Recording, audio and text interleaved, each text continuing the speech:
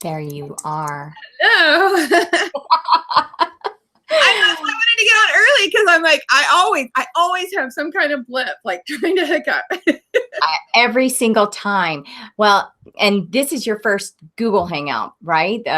It's been a while. Like I've done them before, but it's been a couple of years. So yeah, I'm sure. And things seem to have changed a little bit too since then. So it's wacky, and it does this whoever makes a noise is on screen thing. Like pops up. So if we both start talking, it's like boom, boom, boom, back and forth.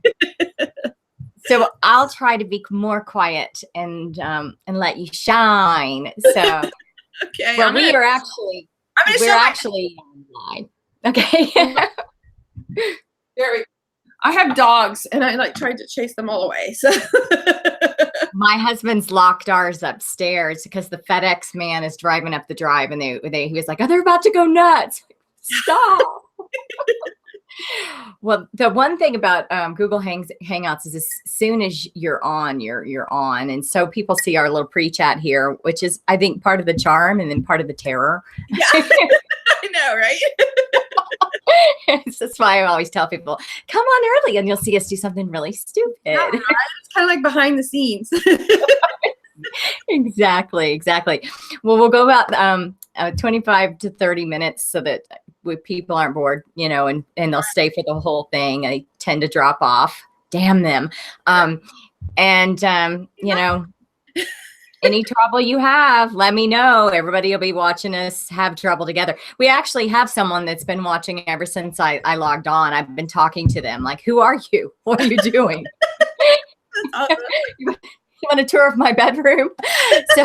And we are actually in my bedroom instead of my office because my parents are here. And every time I tell them we need to be really quiet, it's like, yeah. And then they'll say, Pamela. Yeah.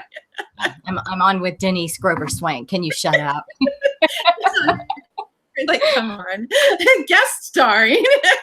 Guest starring my mother and my Boston Terrier. Are all your kids back at school? Yes, thank goodness. Except they're in a harder school right now. I moved schools, and so they have a lot more homework that they need help with. So now my nights are filled with homework help. So and I have my daughter I'm homeschooling, and I've changed her curriculum, so that's taking more of my time. But she's doing it. But yeah, it's like, wait, y'all, I have to work. Like I actually have a real job, like I'm supposed to do. And it's not, believe it or not, it's not your education. So are most of the classes online with yeah, my homeschool daughter, we had done some curriculum workbooks, but I found this online site called Time for Learning, and the lessons have little videos, and they're so she she's supposed to be in 5th grade, but she was 2 grades behind, which is why I pulled her out of school, and she'd been like that since 2nd grade, and she was getting no help, so I pulled her out and took her back to 2nd grade. So we're in 3rd grade math and 4th grade English, and that's since Christmas. So we're gone from 2nd grade up to that. So yeah, my goal is to have her ready for 6th grade, but we'll see. Well, to get that individual attention and work at her own pace is just, go mom. You're pretty awesome. I want to pull my hair out. That's what I'm like, why did I do this? I have a son that he's 20. How old are my kids? Let's see. He's 22 now, or 23. Excuse me. I knew I was going to get it wrong. And he has ADHD and Asperger's. And there was so many times I thought, should I be homeschooling? And then I'd think, I'm not a good enough person. I know. I'm like, I need my time back. It's hard. And then when my other kids were starting school again, I was racking my brain. I was like, is there any way I could put her back in a school somewhere? Is there any school I can put her? or could I hire another me? I could homeschool her, and I could also be me, but there'd be 2 me. Yeah, right? Exactly. Oh, I'm happy for you that you're doing something you'll never regret, and I feel for you too. That's hard stuff. I know. 1 more year and then I'm back. So yeah, we can do this. We can do anything for a year, right? You have 6 kids? Yes. The older 3 are gone, raised, and I have 2 older boys, and then I have a daughter in college. So awesome. We've got 5, so you know, again, you've nosed ahead of me here, Denise. But all of ours are out. Yeah. Drive to the finish line and a little further. Everybody said you're going to be so sad when your nest is empty. I'm like, I really miss them. Yeah, they're awesome. They're all off at school and get married and things like that. Yeah. Well, and you know, my kids all live around, and my older son that's like he lives in his own house. Like I see him like twice a week, and so it's not like he's gone. Wow. So yeah. That's awesome. That's awesome. They're so close. We've got them spread everywhere from Florida to Missouri to, you know, you name it. And it's crazy. We're at Missouri. Yeah. But St. Louis. Okay, because I'm in the Kansas City area. So yeah. Yeah, I saw that. And she enjoys St. Louis a lot. She and her new husband. So we've been to visit a couple of times. It's lovely. Oh, that's great. I've only been to Kansas City once for a book event, just one time. Overland Park, maybe? Yeah, is that on the Kansas side. Yeah. Everybody associates Kansas City with Kansas, but it's really mostly Missouri. And then there's the Kansas is growing. Kansas is the affluent side now. People in the people on Missouri side talk about the people in Johnson County that's in Kansas, and they think they're all that. We don't have enough income, like median income, to have like a Pottery Barn or, you know, even like a Trader Joe's. They're all over in the Kansas side. Oh, that's funny. Well, I'm going to go ahead and introduce this show. I'll probably include all of this, and people even get to see me saying, I'll probably include all this, and they'll be like, yeah, lady, you're talking, and I know you are. But the official welcome, in case people are like, these are 2, you know, nice looking mom types are talking about their kids. Yeehaw. Right? So this is Wine, Women, and Writing. I'm Pamela Fagan Hutchins, and this is an author-to-author show where we talk about primarily female characterization and the authentic, complex females that make kick-ass fiction and the real-life experiences that they're based on. And we do it all with no FCC rules. So a little profanity, a little oversharing, irreverence, whatever we want in our coffee cups or gets us through the day. I didn't get my Baileys or whatever. I need caffeine. If I had anything alcoholic, I'd be like nodding off in this. So. It takes me half a drink before I get really silly. So just coffee today. Well, today we have a really special treat. One of my favorite authors, Denise Grover Swank. She's like, you know, queen of every genre. But I know you best, Denise, for the mysteries that you write. So welcome to the show. We're going to talk about your blazing summers today. Yeah, Summer Butler. She's a fun character. So with all of the great series that you've written, and we'll talk about all the genres in a minute, but in this particular genre of mystery, all the great series, what's the inception of Darling Investigations? What led you to this character in these stories? Well, I knew I needed, I always try to have multiple series going at the same time. And so I had wrapped up my Magnolia Steel series. So I was looking at writing, I was in the process of that. So I was looking at writing another series and approached Montlake and asked them if they were interested in books from me. So they were like, yes. And so my own indie developmental editor and I came up with a concept for Darling Investigations together. Well, actually, we had agreed to have a phone call, so she was going to help me brainstorm, and we were both supposed to come to the phone call with ideas. So I'm like, Angela, what ideas? I said, I have no ideas right now. I've been at BEA and I'd been at ALA in Orlando because I had a YA romance come out. So Blink had sent me there, and I was like totally like, I had my kids with me and I'm talking to people all day. So I hadn't like creativity was done. So I'm like, I have no ideas. What do you have? She goes, how about a reality TV show about a PI as, a reality TV show about private investigator. So I'm like, oh, okay. And she goes, I kind of like that. And she goes, and I said, what's your second idea? She goes, the same concept, but the private investigator is like an old teen has-been star who can't get a break, and this is her last shot at Hollywood. So I'm like, oh my God, I like it. So that's where that came from. Well, it's a super. Well, I'm so glad that she came with ideas that day. Right. Like, yeah, I can send her a book that I know is in trouble, and even like halfway done, I'm like, help. Everybody needs that person. Every writer needs that person. So you ended up with the very delightful Summer Butler, and I got quite a kick out of her as a character. The washed up husband, the reality TV thing. She's much more capable than anyone gives her credit for, but still manages to get in mess after mess. Is she based on anyone in particular, or is she the imagination? I try not to base my characters on real people, especially people I know, because that'll get you in trouble. Right. The only character I've ever based on a real person is Miss Mildred in the Rose Gardner series. She's like the mean neighbor lady across the street, and she is based on an old neighbor I had in the last house I lived on. Only Miss Mildred's nicer than that woman. Yeah. So Miss Mildred doesn't. Let's see, that the genesis of Miss Mildred, the neighbor. I bet she doesn't read your books. Oh no! For some reason, she thought I was white trash. I don't know why. Tell her. Yeah, I know you are, but what am I? You know why? My son. Yeah, I know. My son drove his car into the garage door, the metal garage door, and dented it. And at that time, I just didn't have money to fix it, right? I'd had somebody come out and give me an estimate, which was a crazy estimate. And I'm like, I don't have $3,000 to fix this dented garage door, a door we don't even open. It was 3-door. It was the third bay.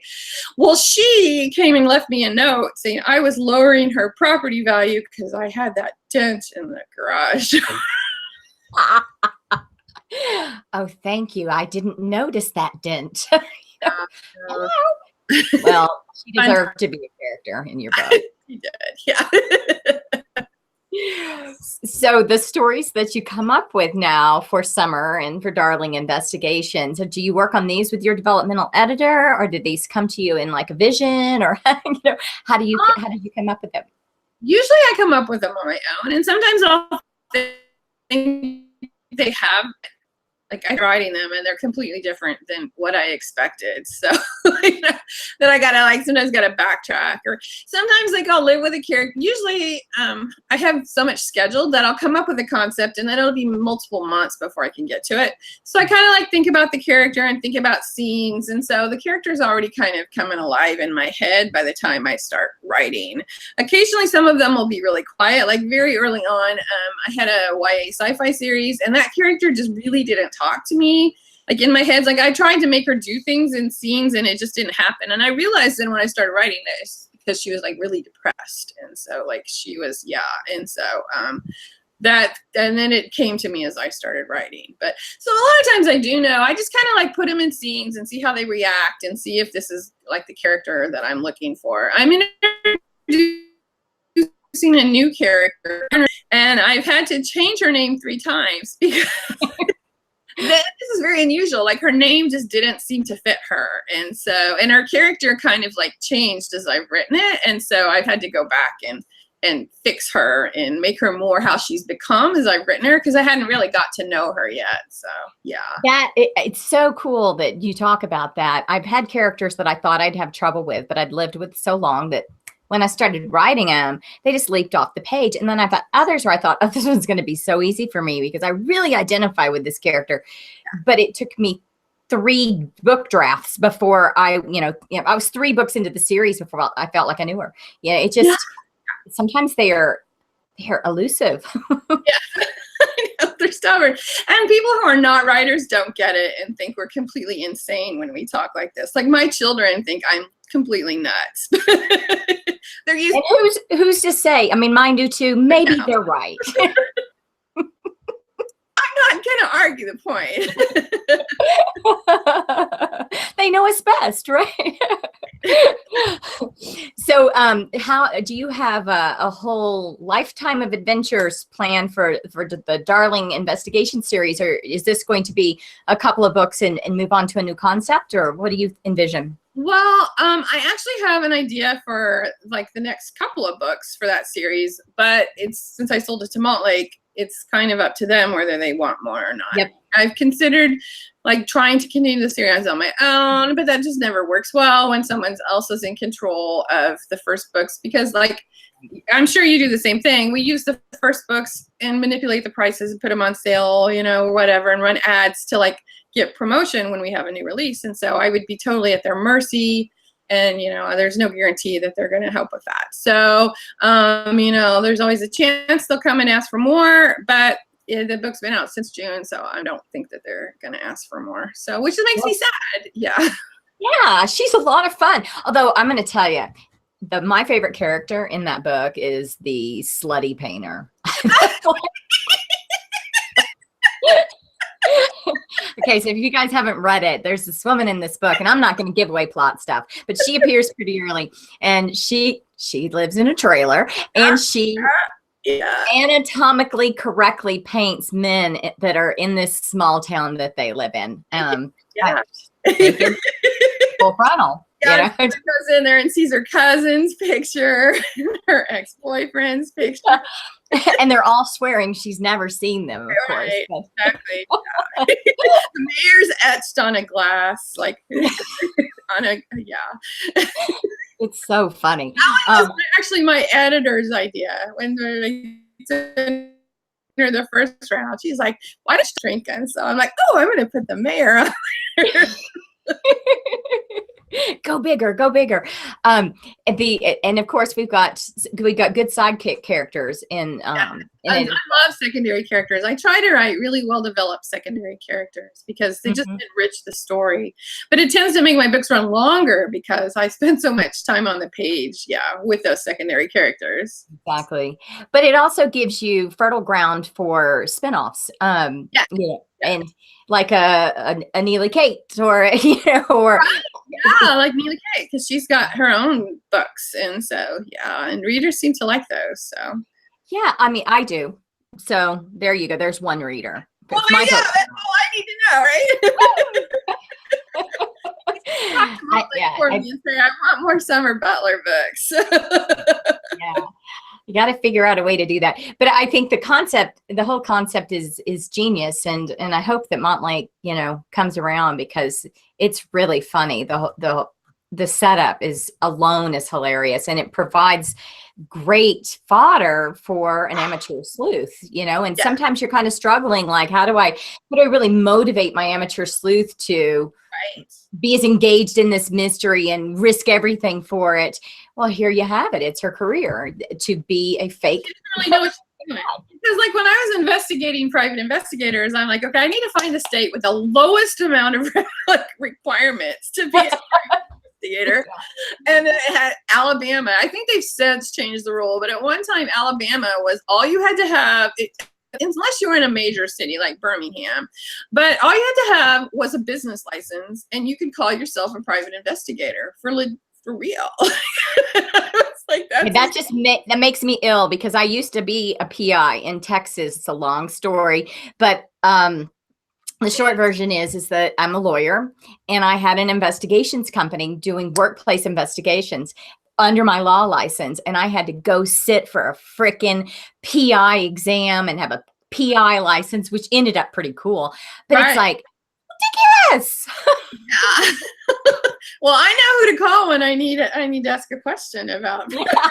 I passed that test a long time ago, and I've had a lot of things in mugs since then. I'm not You know, I don't know a whole lot about police procedure. Like, I know the basics, and I know I should learn. And I'm actually taking a criminology class at my local community college this semester to help learn some things. Yeah. But I had jury duty last spring, I think it was, or last fall, and they want, like, you have to put your profession. So I said I was an author. I used to have to stand up, and the judge is like, "So what do you write?" I said, "Mystery." And he goes, "Oh, so you know a lot about collecting evidence." And I'm like, I try to know as little as possible, which is why I write amateur sleuth. Yeah, so he still like said, "No, you know too much." So I kicked me out. But that's funny. That's why I write small towns where they're incompetent, so I don't have to like pay that much attention. But I'm gonna learn the ropes. Like, this criminology class, I'm hoping like teaches me. Like, that's a super idea. I've been thinking about going to the Writer Police Academy. I went to the very first one, and it was awesome. And I'd like to go back. I haven't found time. I've got it on my schedule for next year. It's my one thing I really, really want to do. And you know, because I spent all my time researching this junk. I know, right? It's nice to like have it all like organized, and yeah. I'd rather maybe in my head, maybe not. Well, if we go, we'll meet in person sometime there.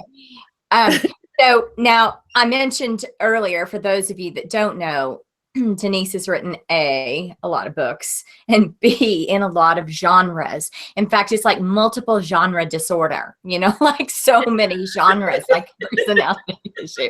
So give us an overview of the genres, and you got to tell me why you do it and what you like best. Okay. Well, you know, I started back started writing like seriously in 2009. I had written off and on, and in 2009, I had told myself, I'd heard about NaNoWriMo, and I said, okay, it's time to do it. I'm like, either shit or get off the pot. You say you're going to finish a book, do it. So I did. I finished my first book. It was utter crap. It was like utter crap.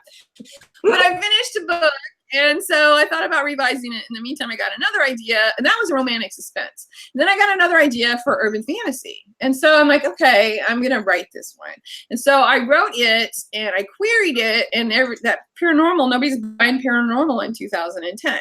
So I'm like, okay. So then I came up with an idea for a mystery, which was 28.5 Wishes, the first Rose Garner book.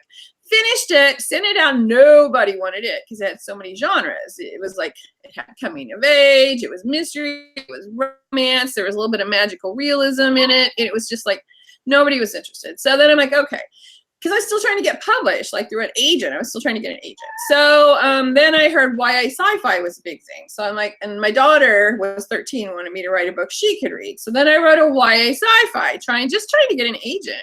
And then I got a lot of, oh, we love it, but we have a client with a similar project. And then by this time, it's 2011. And I'm like, okay, well, now what do I do? But then I publishing. And then before, well, I'd known about it, but it was vanity publishing. So I'm like, okay, I'm going to try to publish this on my own. So, and I decided to do 28.5 Wishes because nobody wanted that book. I was still wanting to get an agent at that time.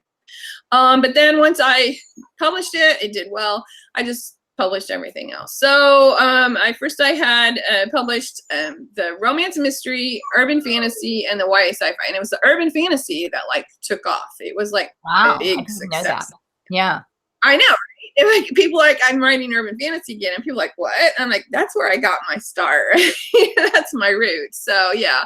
So then I was still writing Rose, and then Rose then was doing really well. And so then I decided to write a romantic or a rom-com series. And that was actually a marketing plan to bring more readers to Rose because it was a close. And a good one. Yeah. And then that one did really well. And then I took my daughter to Paris and came up with an idea for a while. And my daughters are still like, write a series that we can read. So I came up with a YA romance. So I have that. And then somewhere in there, just for fun, my friend Trisha Lee challenged me to write a new adult back in like 2013. So she and I wrote new adult books, novels, and hers like just flew off the page, and mine, oh my God, I kept texting her because she was working at the time. She'd write at lunch. She'd be like, oh, I wrote 3,000 words. And I'd be like, oh my God. And I was like, it's all about feelings. It's all these feelings. And that was the first book that hit the USA Today list, which is like That's hilarious. Oh my gosh. And so this is the super sexy new adult kind of, or the really, really deep angsty feeling type, or the both? Both. Both. It's hard from both directions. They were doing well, and that's why I kept going, oh my God, it's all about the feelings, because it was like really angsty and stuff. But I mean, I'm kind of like that sometimes when I'm in a book. Like, I'm sure you are. There's parts of it when you're like, oh my God, I hate this book. Like, why did I think this was a good idea? And then when you finish revising it, you're like, oh, that's not so bad, right? Yeah. That's the way Aftermath was. I was like in the middle of it because I'm used to a mystery, and I'm used to, something carrying the plot other than just you feel like you're not, you feel like it's like, where's the plot? Yes. So I did throw, and I can't help myself. I usually end up throwing some little bit of a mystery in these things. I did that with The Substitute. I just couldn't help it. I felt like whatever I need to carry the plot through. So yeah. So next you're going to be writing like steampunk horror poetry. I mean, what's your next genre? Well, my advice to new writers is to not do what I did. I do think it's a good idea to have two genres because, one is doing really well, the other might not be selling really well, and so I think it's good. But it's harder now than it was back in the day. Like, you could do it under both names, and I just recently split my urban fantasy off to DG Swank, so there'd be a little bit more separation. So yeah, I'm thinking about writing a romantic suspense series, but it's still in my wheelhouse of my mystery romance. And then I have another mystery series that I'm probably going to launch maybe next summer. So I'm trying, deadlines got to me this year. Like, I totally screwed up a bunch of deadlines this year just because you know how it is. I used to think writing 2 books a year was a lot, right? Yeah. And now I think I've written 5 this year.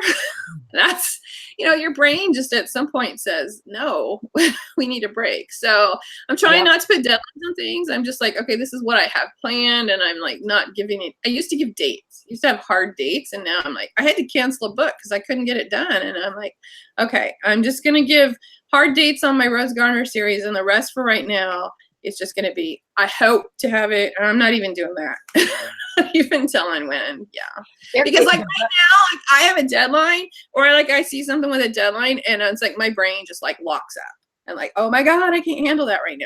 So sure sign that I'm in overwhelm and burnout. And the writing suffers, and that lives forever. So you got to be careful. You got to take care of yourself, but you've also got to take care of your books. And I won't release a crap book. So I knew this one book was not going to be ready in time for release, and I canceled it because I'm not. That's brave. Really good for you. Yeah. So, and I my readers have understood. So they've been very supportive. I was worried they'd be upset, but they've been very supportive. So you're working on, what are you working on now? What's next? Right now I'm writing the next Rose Gardner book. So, and that's been fun. Pardon? What's your favorite thing to write? Well, it's usually when I'm not writing. When I'm not writing Rose, it's usually Rose, and when I'm writing Rose or something else, it's urban fantasy. I've had so much fun going back to urban fantasy because you can make the rules. You need something to blow up. You just use magic, right? You don't have to take a criminology class. I know, right? Yeah, so it's been fun, and it's funny too because I used to be the biggest scaredy cat of everything, and so I'm writing about demons, and then but it's not real in my head. I was talking about reading my Piper Lancaster series, which has got demons, and they're talking about how they're reading it in bed and they're scared to get up and go to the bathroom, and I'm like, Yeah. Wow, I did that. You're like, you realize they're not real, right? Just we're up here. I know, but at the same time, like I watch and read that stuff and it scares me, but it's my own. So I'm like, yeah, because I have the power to like make them do what I want. So it's like Stephen King's It. The scariest thing is different to every single person, and that it just, you can get really creepy when you hit right where somebody's got their fears. Yes. Yeah, exactly. Exactly.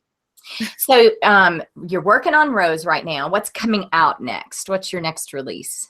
So that will be Rose, which is in November. And so, and then after that, I'm going to write the next Piper Lancaster, which is my urban fantasy. And so now, I've given a release. And to your kids don't read your Rose stuff. They read all your like YA and your urban fantasy and things like that. Yes, and I'm in the process of co-writing. So I have a follow-up book to One Pair of Summer, my YA romance, because my 15-year-old daughter fell in love with a secondary guy character in One Pair of Summer. So I told her I'd write a book for that. And I pitched the book to Blink, and they actually wanted it, but in negotiations for the contract, it just kind of fell through. So I told her I'd still write it, but it's just fitting it into the schedule. So I've asked a YA author who writes indie romance to help me co-write the book. So we're kind of in the process. Yeah. So, but I'm the one who's dropped the ball on that because everything else going on with the homeschool and the other kids and trying to write books and my brain locking up. It's like, that. So I'm not sure when that's going to come out. So still, it's fun. I've never co-written a project. I've done, things that are coming out together that are complementary, but I've never co-written, and I think that would be a real kick. Fun. It's like how I've done it. This is my third person I've co-written with, and we write every other chapter. So usually it's like dual POV, and so I'll take one character and they'll take the other character, and then but you have to plot it. Like I'm a huge pantser, so it's harder for me because you have to plot it. Otherwise you're just like nobody knows where they're going, right? It's like a train. Like that, or that telephone game where you whisper something in someone's ear and what does it come out on the other end, Yeah. So like usually we like write a chapter and then toss it back to the other person and then back and forth. And then lots of cleanup because you have to like look through what the other person's written and make sure you're saying the same thing, like the same set or whatever that they've used. So sometimes it's a lot of fun, sometimes it's a lot of work. But I'll have to try it someday, but you haven't talked me into it yet with that whole there's a lot of cleanup. I know, the whole work thing, right? That's work. I don't like that part. I just want to talk to my imaginary friends. Susan, I've gotten to know Susan Boyer, who's also a mystery writer, and she writes the Liz Talbot series. And so she and I are going to meet in North Carolina in November, in Highland, North Carolina, and we are going to write kind of a 2-book series together. I'm going to write the first book, and she's going to write the second book. And so, and I'm going to have some familiar characters in the book I write. So that's gonna be fun. Now that sounds fun, doing 2 separate books. Yes. So we're gonna like research Highland, and I think she's gonna use it to introduce a new series. So and it's gonna be fun. So cool. So well, think of things so if a little more fun and different, like the co-writing, and then this series idea, and just things to like give my brain a little bit of a break so that, I'm sharing the burden of some of these things. Vary it up a little bit, because how many books have you written I mean, it's you've been on an insane pace, it looks like to me. I don't know. I was counting and I lost count. I don't count that high. So I think over 50. But then I have like novellas and short stories, and so your brain may explode. It's tired. Because like I've always got lots of plots in my head for future books, right? So it's like some variation, even if it's just a germ of an idea, it's still there. So okay, so this is it, the James Patterson of indie writers. So you become a franchise, the Denise Grover Swank franchise. There you go. I just need to get a lot of co-authors, and then Yeah, exactly. Exactly. Okay. So, it's not hard to find out more about Denise, guys. If you Google her, boom, you're at her website. Boom, you're at her on Amazon page or BookBub page or Goodreads page. So go out. She's got a reading list. If you haven't started on her books yet, you can dive in at the point that looks most enticing to you. Or, God bless you, start at the beginning and run the table with all 50. For just about everyone. She sure as heck does.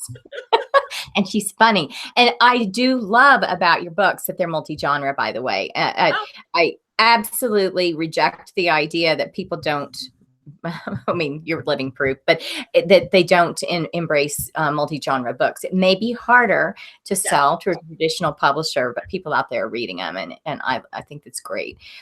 So, well, anything else we haven't chatted about that you were dying to talk about this morning, Denise? I don't think so. I don't I think we've covered it all. I literally came into that. Okay, let's see what happens. So I think those are the best ones. I don't come with I want an agenda. Like, I'm just gonna chat. So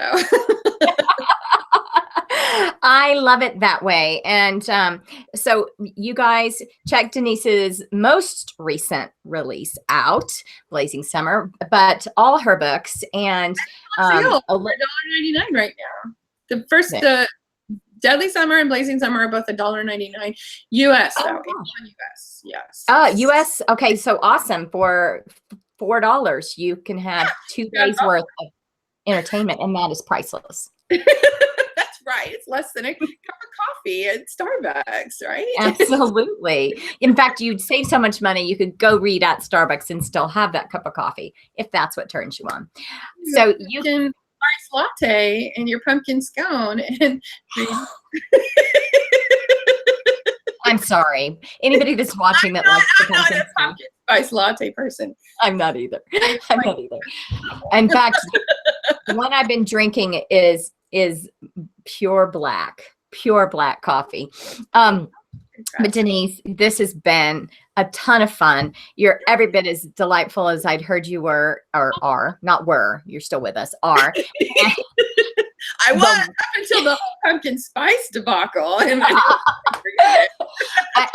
I'd be shot by writers everywhere if I didn't mention Denise is a wonderful friend to writers, and that she's devoted a lot of your time and energy to helping other people, and I really appreciate it, and I know everybody else does too. No, thank you. Thank you. So you've made a difference. And so for this episode of Wine, Women, and Writing, we're going to cut it off. But I do have to mention, otherwise I'll get kicked off of the air and the Authors on the Air Global Network, that this is a copyrighted production of Authors on the Air Global Network, solely owned thereby. And I'll be back in 2 weeks with Jill Shelvis, and be sure and catch the last few episodes. By the way, Denise, this has been my big mystery month. I don't always do mysteries, but I've had Robert Dugoni, Craig Johnson, and you on in the last 4 weeks.